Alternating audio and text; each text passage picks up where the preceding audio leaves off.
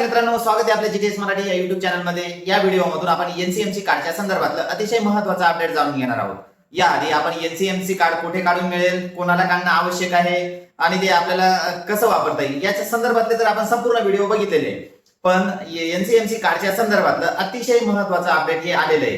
तुमच्याकडे जर 1 ऑगस्ट 2026 पासून प्रवासात हे कार्ड नसेल तर तुम्हाला पूर्ण तिकीट भरून हा प्रवास करावा लागणार आहे।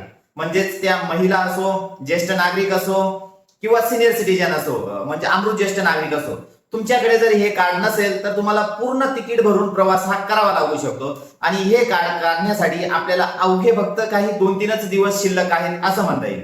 सर, आपण यात एक गोष्ट लक्षात घ्यायची, मी सांगतोय की हे कार्ड 1 ऑगस्ट 2026 पासून कंपल्सरी किंवा अनिवार्य करण्यात येणार आहे आणि आजपासून त्याला जवळपास 15 दिवस बाकी आहेत। तर मग तुमच्याजवळ काही दिवस बाकी आहेत असं का म्हणताय, बरेच जण विचारतील।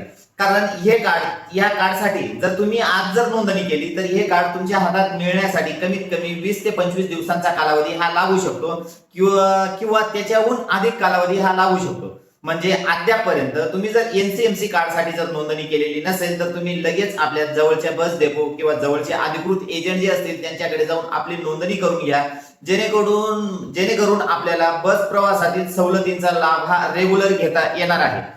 आता ज्या महिलांनी अद्याप ह्या कार्डसाठी नोंदणी केलेली नसेल तर त्यांनी लवकरात लवकर आपली नोंदणी ही करून घ्यावी। कारण आपण जर बघितलं तर महिला वर्गांसाठी 50% सवलत ही बस प्रवासासाठी देण्यात येते। बऱ्याचदा महिला वर्गाकडून असंही विचारण्यात येते की सर, आम्हाला तर ती सवलत लागूच आहे, त्याच्यामुळे आम्हाला ते कार्ड बनवण्याची आवश्यकता नाही।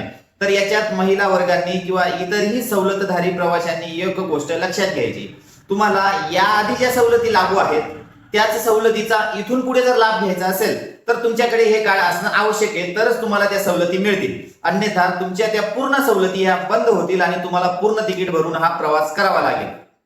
आता हे कार्ड बऱ्याच जणांनी असंही विचारलंय, सर आम्हाला ऑनलाईन नोंदणी करता येईल का किंवा ऑनलाईन सीएससी सेंटर वरून तर काढता येईल का?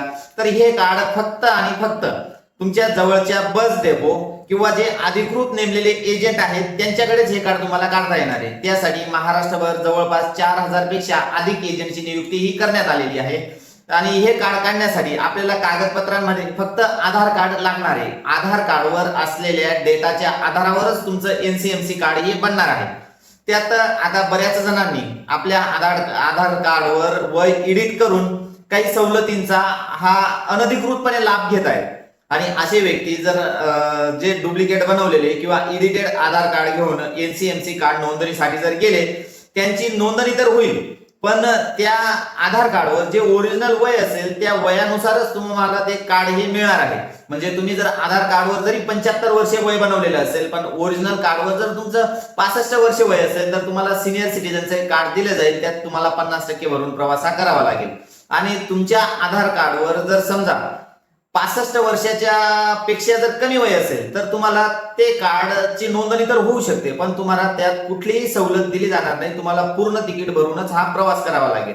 एक गोष्ट तुम्ही या ठिकाणी लक्षात घ्यायची, म्हणजेच जे 65 वर्षाच्या आतील जे नागरिक आहेत तर त्यांना पूर्ण तिकीट भरून प्रवास हा करावा लागतो। त्यानंतर महिला भगिनींना 50% सवलत ही दिली जाते। त्यानंतर 75 वर्षावरील जे ज्येष्ठ नागरिक आहेत, म्हणजे महिला असो किंवा पुरुष असो, तर त्यांना पूर्णपणे मोफत प्रवासाचा लाभ हा दिला जातो। म्हणजे याच पद्धतीने जेवढे पण सवलतधारी प्रवासी आहेत तर त्यांनी 1 ऑगस्ट 2026 पूर्वी आपल्या हातात हे कार्ड असणं आवश्यक आहे, तरच तुम्हाला बसमधील प्रवासासाठी मिळणाऱ्या ज्या सवलती आहेत त्या चालू राहतील। आता बऱ्याच दिव्यांग बांधवांचे सुद्धा मेसेज आलेले कमेंटच्या माध्यमातून किंवा सर आम्हाला पण जर हे कार्ड जर तुम्ही कंपल्सरी सांगताय तर आम्हाला आमची नोंदणी कुठं करून भेटेल? तर मी तुम्हाला या व्हिडिओच्या माध्यमातून सांगू इच्छितो की तुमची नोंदणी सुद्धा बस डेपो किंवा अधिकृत एजंटकडेच होईल, पण अद्यापपर्यंत तुमची नोंदणी ही चालू झालेली नाही। सध्या फक्त महिला भगिनी, त्यानंतर 65 वर्षावरील ज्येष्ठ नागरिक आणि 75 वर्षावरील अमृत ज्येष्ठ नागरिक एवढ्याच 3 कॅटेगरीच्या नोंदणी फक्त चालू आहेत। आणि इतर ज्या नोंदणीच्या प्रक्रिया आहेत त्याच्या संदर्भातलं जर काही नवीन अपडेट आलं तर नक्कीच ते आपल्या चॅनलच्या माध्यमातून सर्वप्रथम देण्याचा मी नक्कीच प्रयत्न करेन। तेव्हा अद्यापपर्यंत तुम्ही जर एनसीएमसी कार्डसाठी जर नोंदणी केलेली नसेल तर लवकरात लवकर आपली नोंदणी करून एसटी बस मधील सवलतींचा प्रवास हा करावा, यासाठी मी हा व्हिडिओ बनवण्याचा प्रयत्न केलेला आहे। धन्यवाद मित्रांनो।